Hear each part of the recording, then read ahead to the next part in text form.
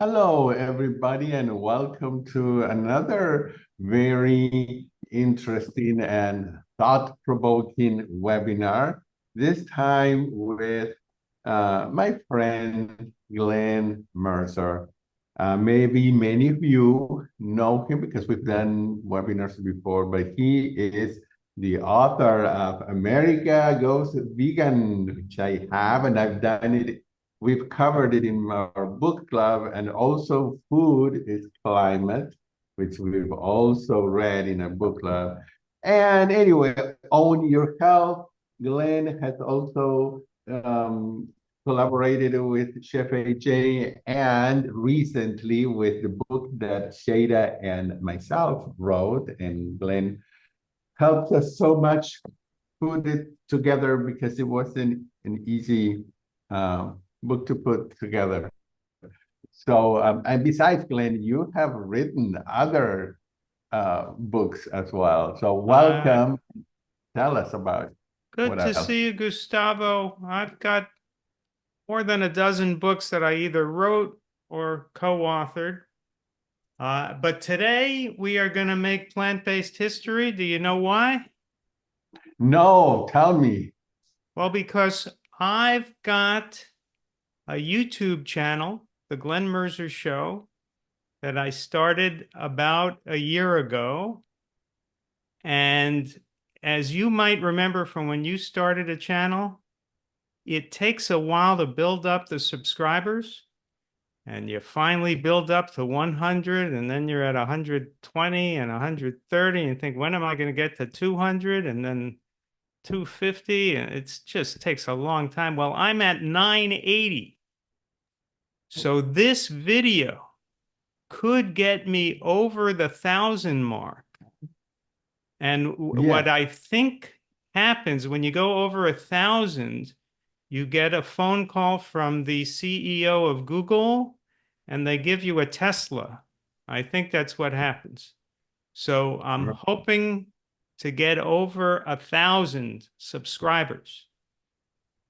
I think you will. Yeah, Yeah, I did it. So we are both making history here.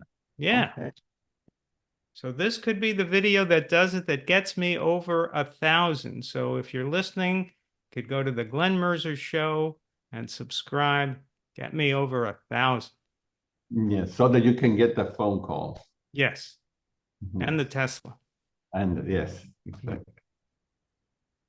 Well, let's get started. I can't wait to hear it. I've never heard you give this Yes, presentation. this is a presentation called How to Win the Argument with Meat Eaters.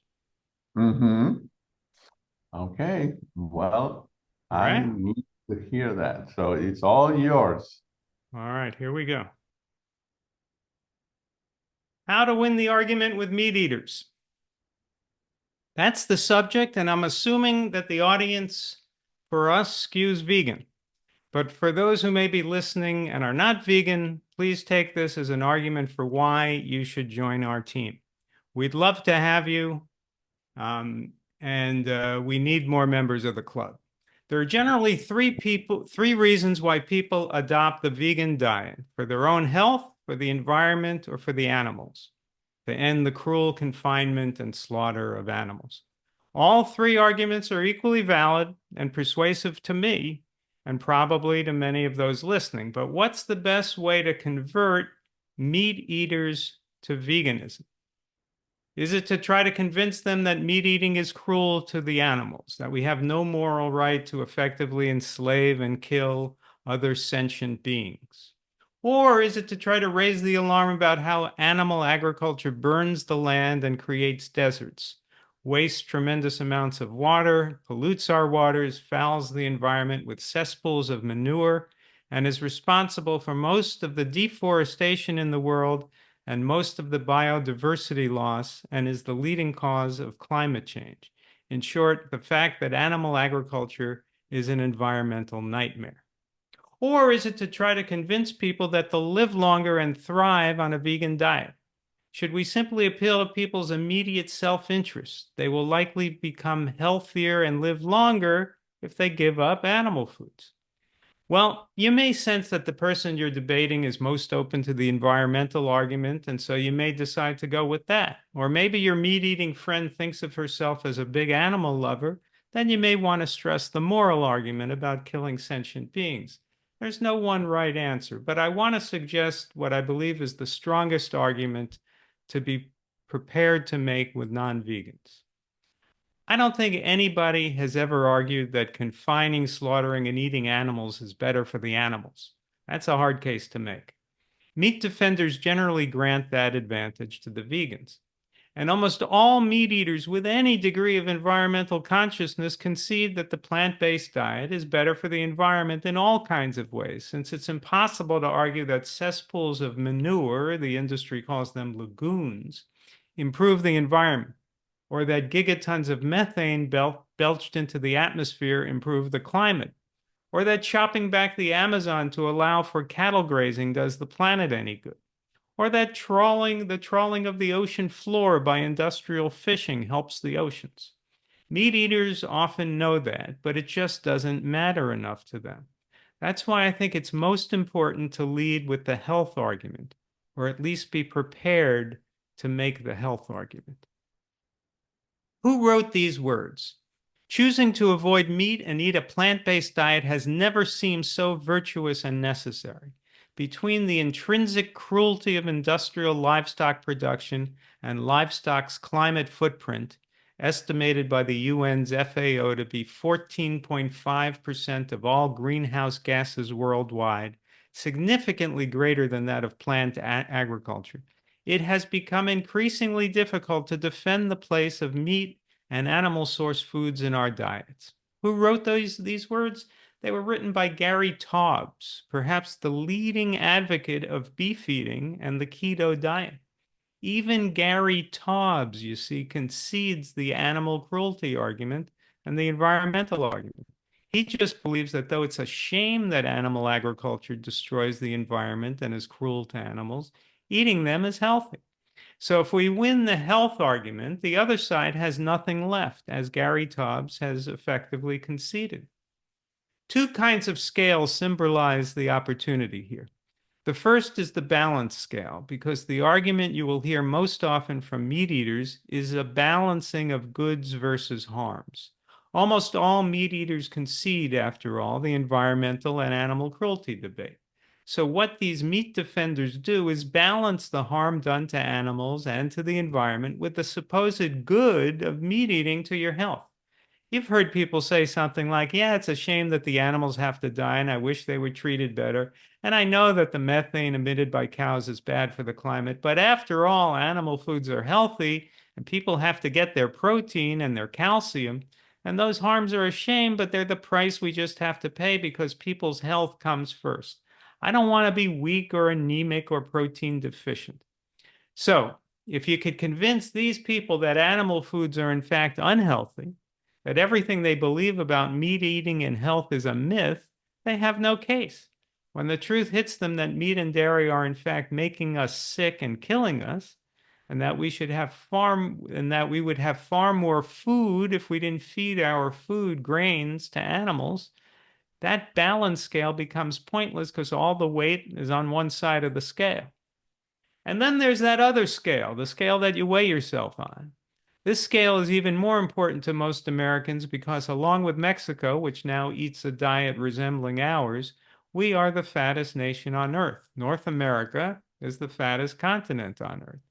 42% of Americans are obese. 74% of Americans are considered either overweight or obese. And you'll encounter a lot of meat eaters who actually believe that eating meat helps keep their weight down because they believe that carbs make you fat. So with regard to both scales, if you win the health argument, you win the debate. Even if you can just convince people that they'll lose weight on a plant-based diet, they may not care about the animals or the planet or even other health concerns. They just want to get in shape. 74% of Americans have that concern as a top priority. So winning the health argument is crucial, and particularly understanding how your diet affects your weight. The knock on the vegan diet is that it makes you weak, presumably the same way it makes elephants and bulls and rhinos and gorillas weak. The documentary Game Changers about vegan bodybuilders helps some, but the myth persists. You've got to be able to counter the myths, and what makes myths sound impressive is when scientific studies are cited to defend them. When people try to make the case for eating meat and dairy, they often say that they read this study or that study that said that meat eating is healthy, or at least not too unhealthy, or they read an article that vegans have weak bones or smaller brains or their teeth fall out. The internet is full of disinformation. You can find articles to support the thesis that the world is flat.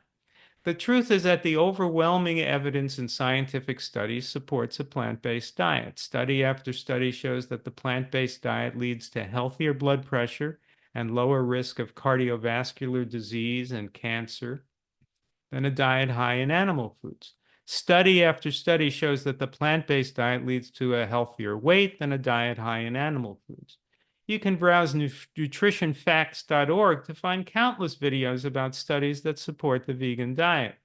But if you look hard enough, you can also find studies that cast shade on the vegan diet.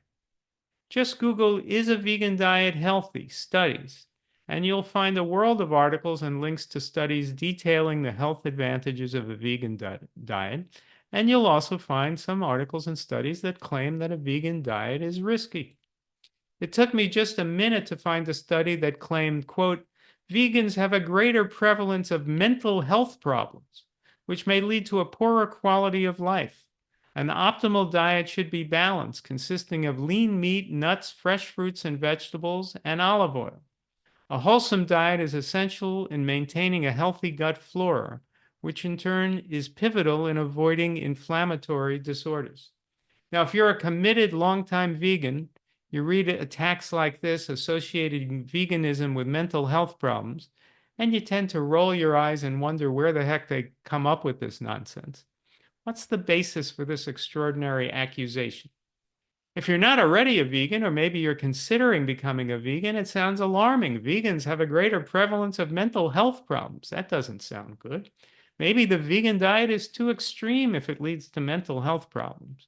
So let's come back to this quote, casting shade on veganism, later, and see if it's true and just how worrisome it should be.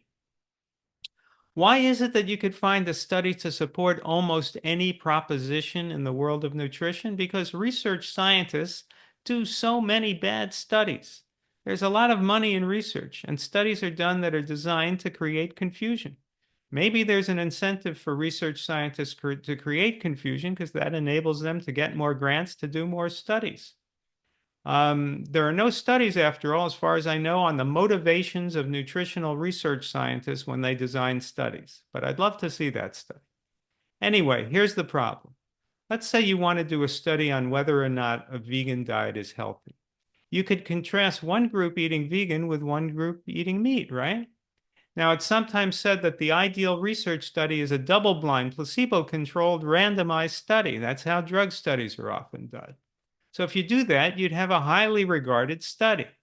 But what does it mean to be a double-blind, placebo-controlled, randomized study? Double-blind means that neither the patients nor the researchers know which study group the patients are in.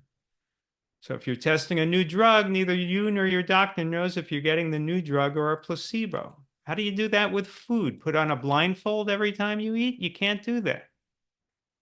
So obviously you can't do a double-blind study of diet. Can you use a placebo? Half the people eat a thing that looks like meat, but it's really a sugar placebo? No, there are no food placebos. Can you do a randomized study? Well, a randomized study randomly assigns participants to either an experimental group or a control group. There's a popular Netflix film now called "You Are What You Eat," a twin experiment in which they randomly assign people to eat either the meat diet or the vegan diet. And some people who wanted to be on the vegan diet wound up on the meat diet, and the other way around. What did they gain through that randomization? They could say it was more scientific to be randomized, but they just wound up with participants who were more likely to cheat on their diet. And they even filmed a woman who was supposed to be on the vegan diet, but she didn't want to be, and she started eating chicken. So all these design metrics, randomized, placebo-controlled, double-blind, may be the best way to do drug studies, but they're completely irrelevant to nutritional studies. And so most nutritional studies are what we call self-reporting. That there you run into other problems. Are the self-reported vegans on a healthy, whole foods, low-fat vegan diet, or are they eating French fries and drinking Coke? Did the self-reported vegans become vegan at age 65 after being diagnosed with heart disease? Are some of the meat eaters eating more fruits and vegetables than the vegans? And then there are lifestyle factors like exercise, smoking, drinking, and drug use that also affect health. So instead of arguing over studies, let's use logic to analyze diet. If someone's going to claim that there's some benefit to eating animal foods, they have to identify where the benefit lies. If you're debating with a meat advocate, challenge them to identify the benefit. That's not too much to ask. So let's analyze diet. This is a list of the 5 macronutrients: carbohydrate, protein, fat, water, and fiber. But I'm going to complicate things because I've discovered the 6th macronutrient, which we'll return to at the end of the presentation. The 6th macronutrient is not yet accepted by established science, but I'll make the case for it later. So for now, let's limit ourselves to the 5 macronutrients.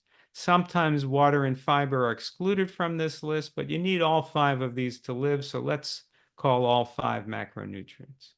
These are the 5 indispensable components of diet. So if someone's going to claim a health advantage to animal foods, it's got to reside in at least one of these 5 macronutrients, right? Where else could it be? So let's take them one by one, starting with water. Severe dehydration can lead to seizures, kidney failure, coma, death. Chronic dehydration could lead to kidney stones, reduced kidney function, urinary tract infections, constipation, poor sleep, muscle damage, muscle spasms. Dehydration must be avoided at all costs. It's extremely important. This is not controversial. Nobody advocates dehydration. So, do you drink 8 glasses of water per day? Most of us don't. That's what's commonly recommended to prevent dehydration, but you'd have to do something like have a glass of water at 8 a.m., 10 a.m., noon, 2 p.m., 4 p.m., 6 p.m., 8 p.m., and 10 p.m. That's 8 glasses of water. How many people do that? I never did. I don't think I know anyone who drinks a glass of water every 2 hours like clockwork. And in the lay press, you'll often read that 75% of Americans are dehydrated, though there's actually no study that supports that number. Still, it's a safe bet that a significant percentage of Americans don't take in enough water. But you don't have to get your water from a glass. You can and should obtain much of your water from food. What's more full of water, plant foods or animal foods? Answer: plant foods. Apples are 86% water by weight, cantaloupes are 89%, strawberries 92%, celery 95%, cucumber and romaine lettuce are 96% water. Almost all fruits and vegetables are almost all water by weight. And it's the best, healthiest water on the planet. It's plant filtered water. And then when you cook whole grains, that's another ideal source of water. How do you make oatmeal? You boil oats, rice, buckwheat, millet, barley, quinoa. These are all cooked in water, and the grains absorb the water that's been purified to a large extent by boiling. Even legumes, beans, and lentils absorb the cooking water. But people don't generally boil bacon or chicken or burgers, so you have the filtered water that's naturally in plants. You also gain water from cooking grains and legumes. I might have a big bowl of oatmeal in the morning, serve it over some mixed greens, top it with berries and grapes, and I'm probably getting as much water from the cooked oats, from the greens, from the fruit, as if I drank 3 or 4 glasses. But is there any water in meat?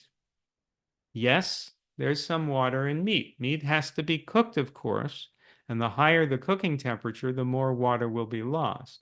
Cooked meat, beef or chicken, for example, generally be about 50 to 60% water. Some of that often comes from what's called the flavor solutions of water, salt, and sodium phosphate injected into the meat by supermarkets to freshen up the taste of foul, decaying carcasses. Some of the water content is also what's called retained water. It's the water used to wash the feces off the carcasses in the slaughterhouse. So you've got your choice of eating plant foods that are rich with naturally filtered water, or eating animal foods and getting a little bit of slaughterhouse water and liquid flavoring from supermarkets. Clearly, advantage plants. There's probably been no avenue of nutritional science that's advanced more in the last 40 years than the study of fiber.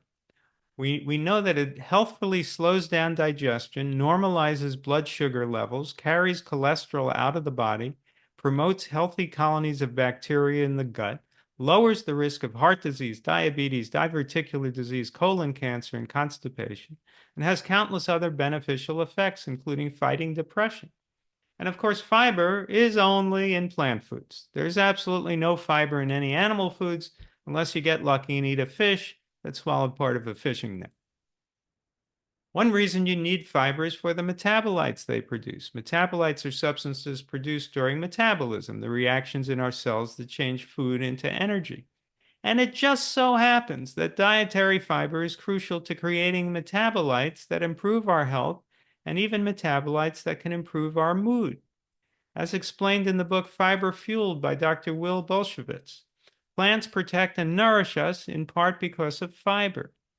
So purifane from cruciferous vegetables, for example, increases healthy gut microbes like butyrates and repairs the intestinal lining to reverse leaky gut. But it just so happens that metabolites from meat consumption are dangerous. To sum it up, fiber is what your body craves to create health-promoting metabolites. Animal foods have no fiber, and it just so happens they create toxic metabolites. The macronutrient score is now plants 2, animals 0. If there's any advantage to be found in animal foods, it's clearly got nothing to do with water or fiber. So it's time to move on to the third macronutrient. Carbohydrate is the most misunderstood macronutrient. We need to understand it better. Let's start with the question, are potatoes carbohydrates? No, potatoes are not carbs. Potatoes are a root vegetable, like beets and sweet potatoes. 90% of the calories in a sweet potato come from carbohydrate, 9% from protein, 1% from fat. 86% of the calories in a carrot come from carbohydrate, 9% from protein, 5% from fat. 83% of the calories in beets come from carbohydrate, 13% from protein, 4% from fat. And the russet potato, 88% come from carbohydrate, 11% from protein, 1% from fat. So you can see that the potato is in line with other root vegetables in having most of its calories from carbohydrate, while still offering a significant amount of protein and a smidgen of fat. If you try to reduce a potato to a carb, you're ignoring its significant protein content, ignoring its slight amount of fat, ignoring its substantial content of water, which is about 75% of the potato by weight, and ignoring its fiber. It contains all 5 macronutrients, after all, as all human food does. And don't ignore the vitamins and minerals it contains: B vitamins, vitamin C, calcium, iron, magnesium, phosphorus, potassium. So it's not a carb, it's a whole food. We have to stop calling potatoes carbs. This is a destructive myth. The only foods that should be identified with single macronutrients are the ones I've listed in this slide. All oils and butter are 100% fat, so it's accurate to refer to them as fat. Sugar in all its forms, white sugar, brown sugar, agave nectar, coconut sugar, it's all sugar. It's all carbohydrate. Egg whites are pretty close to being a pure protein. But potatoes are not a carb. Here's why the potato is a great weight loss food. Even though potatoes are very filling, there's actually less than 1 calorie per gram of potato. Now, how can that be? People call potatoes carbs, right? And we know that there are 4 calories per gram of carbohydrate. So how could there be less than 1 calorie per gram of potato if it's a carbohydrate? Shouldn't potatoes be 4 calories per gram? Well, the answer is that potatoes are not a carbohydrate. They're a root vegetable, and by weight, they're mostly fiber and water. So if you're filling yourself up on a vegetable that's got a lot of 0-calorie content. a lot of fiber and water, leaving the potato with 1 calorie per gram. How about bread? Is bread a carb? No. Ezekiel's sprouted grain bread made with sprouted wheat, filtered water, sprouted barley, sprouted millet, sprouted lentils, sprouted soybeans, yeast, gluten, and sesame seeds is 80 calories per slice and is 25% protein with 1 gram of fat. It's about 70% carbohydrate, so it's not a carb. It's a processed food, but as breads go, it's a pretty healthy one with a range of nutrients. Other breads may not be that healthy, but no bread is a pure carb. How about tortillas? Are they carbs? I have a package of corn tortillas. It's got 60 calories, about 4 of which come from protein and 3 from fat. And this is clearly protein and fat that derives from the corn, so the tortilla is not a carb. Is pasta a carb? I've got some red lentil penne made from red lentil flour and brown rice flour in a 3.5-ounce serving. It's got 22 grams of protein and 2 grams of fat. It's extremely high in protein. It's not a carb. Even regular old semolina wheat pasta in a 2-ounce serving has 6 grams of protein. And I don't know about you, but when I eat spaghetti, I eat a lot more than 2 ounces. Only sugar in its many forms is a carb. Donuts are not carbs. Donuts have oil and they may have dairy or eggs. Donuts are going to be very high in fat as well as sugar. Donuts are unhealthy for more reasons than I can count, but they shouldn't be called carb and thereby slander carbohydrate, the natural fuel for the human body and the sacred joining of carbon and water that makes life possible. If you're going to claim that there's anything wrong with carbohydrate, you have to claim that there's something wrong with all vegetables and all fruits. We know that these are the healthiest foods on the planet, rich in fiber and antioxidants and vitamins and minerals. People never say that they're on a diet, so they have to avoid broccoli, but they say that they're avoiding carbs because they're trying to lose weight. But most of the calories in broccoli come from carbohydrate, although there's a good amount of protein and a bit of fat. So why do people associate carbohydrate with being fattening? For one thing, because sugar, which is truly carbohydrate, it's 100% carbohydrate. Sugar is terribly fattening. There are 1,775 calories in a pound of sugar, which is truly a carb. There are 350 to 400 calories in a pound of potatoes, which is a root vegetable. So yes, carbs are fattening if you're eating a pure carb, sugar or maple syrup.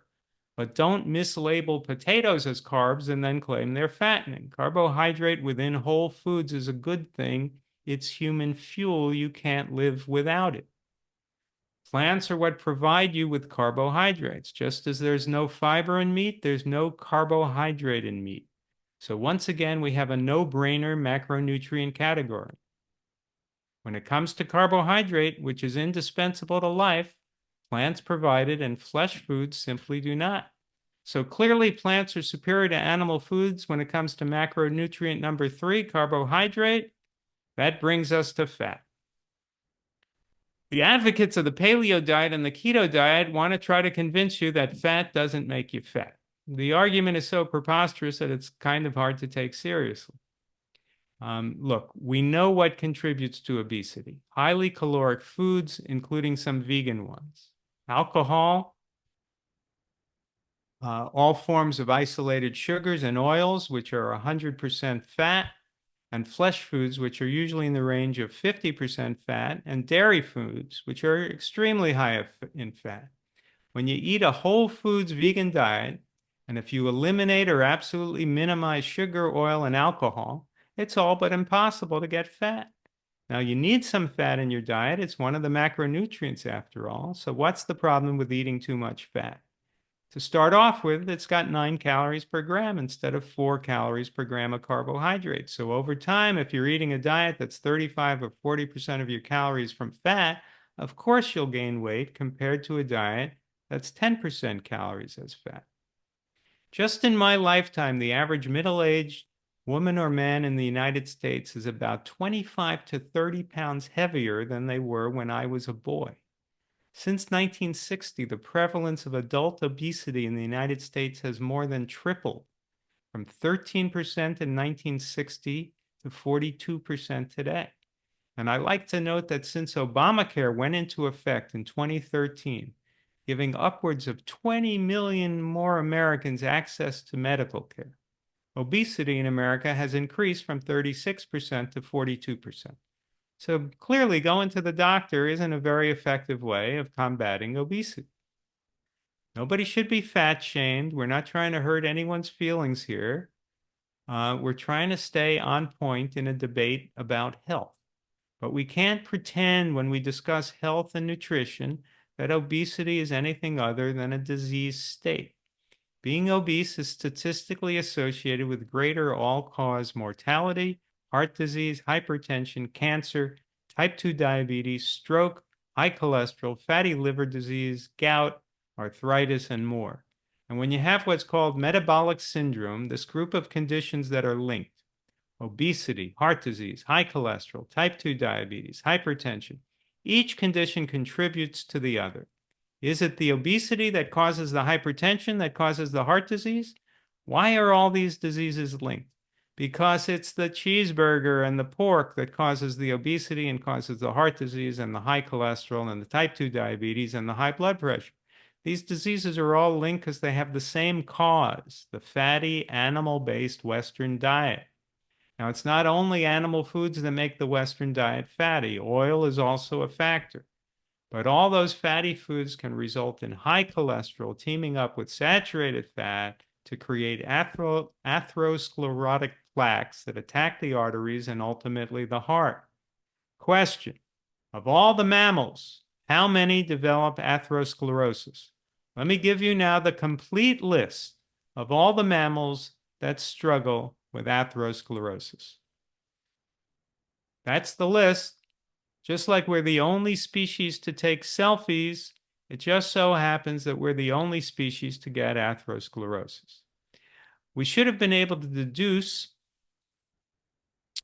that we're herbivores since the year 1913, when a Russian fellow named Nikolai Nikolaevich Anichkov, working at a lab in St. Petersburg, fed cholesterol from egg yolks to some poor, unsuspecting rabbits and thereby brought on atherosclerotic plaque and lesions. And, as was thereafter established, it just so happens that when you feed cholesterol to omnivores and carnivores, such as dogs and cats, atherosclerosis never develops. Atherosclerosis, therefore, is a disease that develops only in herbivores, and it develops in humans. It brings on heart disease. Therefore, humans are herbivores. We're the only animal to develop atherosclerosis because all the other herbivores don't foolishly eat meat. You'll never find a rabbit eating a hamburger. And all the omnivores and carnivores are biologically protected against developing the disease. Atherosclerosis only affects meat-eating herbivores, and we're the only species stupid enough to qualify. Getting back to fat. Americans are way too fat, and animal foods are, of course, extremely fatty, often with 50% or more of their calories coming from fat. And we know that the saturated fat and trans fats in meat and dairy are particularly dangerous. You would think that we've arrived at a no-brainer, as the obvious lesson becomes eating animals damages our bodies because, among other factors, they're simply too fatty. But Americans can't give up on eating animals, certainly not just because the science tells them to do so. So along comes the keto diet to try to convince you that eating the bulk of your calories from fat is a good thing. You may ask, how could it possibly be good for Americans to eat more fat if they're already eating tons of fat and they're extremely fat and sick? That should be a rhetorical question. And yet the keto geniuses have come up with an answer, and I'm not making this up. They claim that eating a lot of fat is good for you because as long as you can manage to eat fat and almost nothing but fat all day long, it leads to the state of ketosis, which they admit gives you bad breath and constipation and dehydration and fatigue and brain fog and increases your risk of developing kidney stones and gout and osteoporosis. And still, amazingly enough, it's highly desirable to achieve that wonderful state of ketosis in which fat rather than carbohydrate becomes your fuel because there are some people who claim they've lost weight that way. That's it. That's the reason for this obscenely unnatural diet in which you have to be scared of apples. Now, unfortunately, a good deal of the weight these keto dieters lose may have been water weight, since a high-fat, high-protein diet is going to stress your kidneys as they struggle to expel all that unwelcome protein and acid load. In order to attain the glorious state of ketosis, you need to consume something like 80% of your calories as fat. See this picture of a fatty cut of meat? To make this meal fatty enough for the keto diet, at very least, you'd have to get rid of the broccoli and the potatoes. You might have to add some cheese. People actually strive to attain this glorious unnatural state of ketosis in spite of the bad breath and constipation and dehydration and brain fog and kidney stones and passing out, because they believe it'll make them nice and trim. Really. Now, I'm sure that some people have lost weight on a keto diet. But what is the logic of saying that you should risk all kinds of known health risks in order to allegedly lose weight when you can clearly lose weight on a healthy whole foods diet of plants and only plants? If you want to add more fat to your diet, if you're trying to gain weight, for example, or you feel better when you eat a little more fat, there are healthy plant options, nuts and seeds and avocados and olives, for example. There's no problem obtaining fat on a plant-based diet. The healthiest fats you could find are in flax seeds, chia seeds, hemp seeds, avocados, and walnuts, plant foods that are all high in omega-3 fatty acids. The proportion of fat is excessive and dangerous in animal foods, while most plant foods are low fat. And the plant foods that are rich in fat, like those I just named, have much healthier fat profiles than animal foods. Given that the fat in meat, eggs, and dairy is excessive and has the slight drawback that it can make you fat and sick and diabetic and can kill you, whereas most plants are healthfully low in fat, we can conclude that fat is a slam dunk. You're far better off getting your fat in the right amount from plants. The score is now plants 4, animals 0. So where can the advantage possibly be in animal foods? There's only one macronutrient left. You know what the waiters ask? What's your choice of protein? Chicken, pork, beef, or fish? Well, this begs the question, is meat a protein? No, meat is not a protein. That's PR propaganda. If you're arguing with a meat eater, don't let them call meat protein. They've been conned. Don't let them con you. Meat is roughly half protein and half fat, so we could just as well call it a fat. You don't get to pick your favorite macronutrient and label a food accordingly. Ben & Jerry's chocolate chip cookie dough vanilla ice cream has 5 grams of protein in a serving. Maybe we should label that a protein too?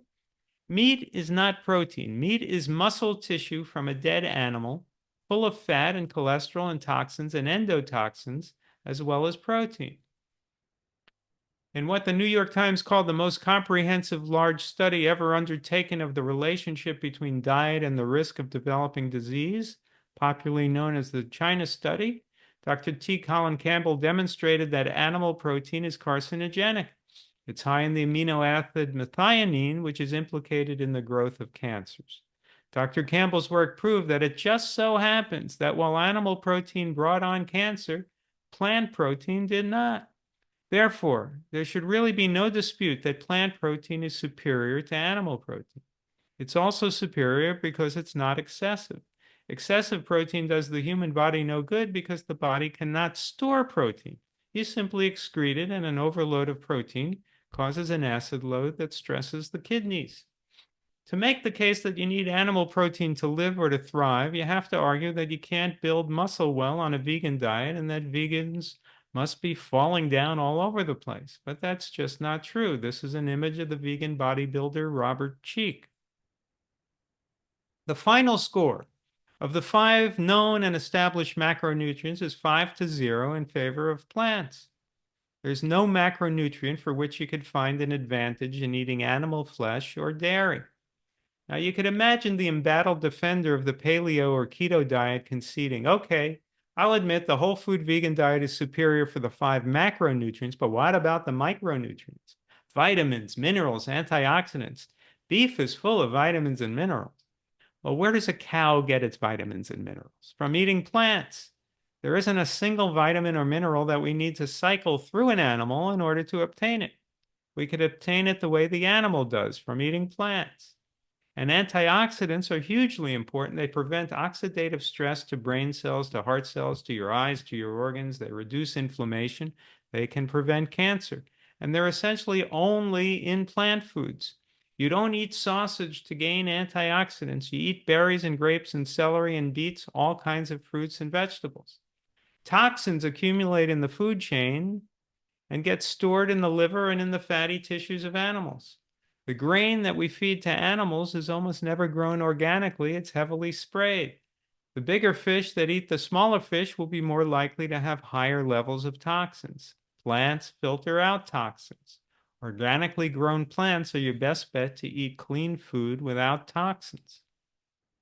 How about the endotoxins? All food animals, whether they're from concentrated animal feeding operations, CAFOs, or are grass-fed, organically raised, free-range, regeneratively raised, and in America it's about 99% CAFOs. But all of them are killed in the same slaughterhouses. So when you hear a defensive meat eater say, I only eat organically grown, grass-fed meat, well, it's killed in the same slaughterhouse as the conventionally raised cows. And when you cut open a dead animal, spoiler alert, the guts pour out. And even the happy, organic, grass-fed, free-range, regenerative guts, they also pour out. So every surface in a slaughterhouse is contaminated with E. coli, salmonella, campylobacter, and all kinds of harmful bacteria. In the meat cases in your local grocery store, the cuts of meat are exposed to ultraviolet light to kill the bacteria and the parasites. You don't have to do that with blueberries, naturally, because blueberries aren't filthy with harmful organisms, but you have to do it with sirloin steak. So hopefully it works and kills the bacteria, and certainly cooking will kill the bacteria.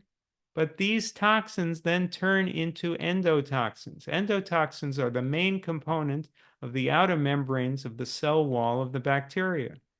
Endotoxins are heat stable. You can't cook them out.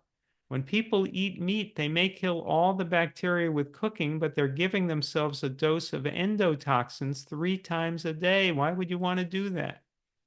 As this study explained, endotoxins circulate in the blood at low concentrations in all healthy individuals. This study measured the endotoxin concentration in the bloodstream of participants after meals that were fatty and less fatty. It found that it just so happens that diets with large amounts of saturated fat, animal products, and refined carbohydrate may induce endotoxemia, too much endotoxins in the blood, more markedly than diets containing fiber-rich plant foods. I mentioned earlier that there's arguably a 6th macronutrient. The macronutrients are what you need to absorb in order to live, and you can't live without optimism. So optimism was discovered to be the 6th macronutrient according to me. And so you have to ask yourself, do you feel more optimism when you look at fruit trees or look at a confined animal feeding operation? What leads to more hope? The smell of fresh bread or the smell of a pig waste lagoon? What makes you feel more joy in being alive? A farmer's market full of fruits and vegetables, or a view of dead chickens on a motorcycle? Forests or barren land burnt by cow grazing? If you go to my YouTube channel, you'll find an interview with Dr. Silas Rao, whom I call the avatar of optimism. I hope you'll take a few moments to watch that. Because what we're trying to do here, the seemingly impossible goal of transforming the world to be a vegan, nonviolent place, is an optimistic undertaking, and so it's a healthy undertaking. The healthiest activity you can engage in is in trying to create a more vegan world. It may seem hopeless sometimes to convince others to go vegan, but it takes hope to try, so it's a healthy thing for you to do. Now remember this alarming quote: vegans have a greater prevalence of mental health problems, which may lead to a poorer quality of life. An optimal diet should be balanced, consisting of lean meat, nuts, fresh fruits and vegetables, and olive oil. A wholesome diet is essential in maintaining a healthy gut flora, which in turn is pivotal in avoiding inflammatory disorders. Now, this was in a published study.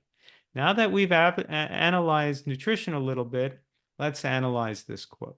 First, there is no evidence that vegans have a greater prevalence of mental health problems. I read a meta-study on the subject and found that 44% of the outcomes indicated that vegetarian and vegan diets were associated with higher rates of depression, while 28% of the outcomes revealed beneficial effects of the diet on depression, and 28% found no association between vegetarian and vegan diets and depression. So you have completely meaningless results that prove nothing. And there's no logic to believing that a berry or a zucchini cause depression while a lamb chop will cheer you up.